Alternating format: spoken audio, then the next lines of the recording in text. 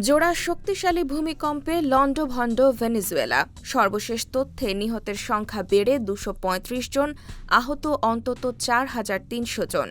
সবচেয়ে ক্ষতিগ্রস্ত লা গুইরা রাজ্যে হাসপাতালগুলো রোগীতে উপচে পড়ছে। জরুরি ভিত্তিতে ফিল্ড হাসপাতাল স্থাপন করা হয়েছে। অর্থনৈতিক সংকট, চিকিৎসক ও প্রকৌশলীর অভাব এবং বিদ্যুৎ যোগাযোগ বিচ্ছিন্ন থাকায় উদ্ধার কাজ মারাত্মকভাবে ব্যাহত হচ্ছে।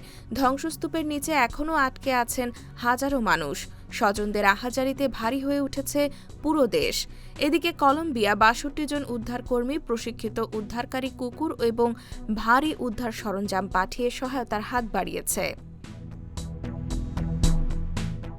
বিশেষজ্ঞদের আশঙ্কা, দুর্গম এলাকায় পৌঁছাতে না পারা এবং একের পর এক আফটার শকের কারণে নিহতের সংখ্যা আরও অনেক বাড়তে পারে। প্রতিটি মুহূর্ত এখন জীবন মৃত্যুর লড়াই। IBTV USA, new York.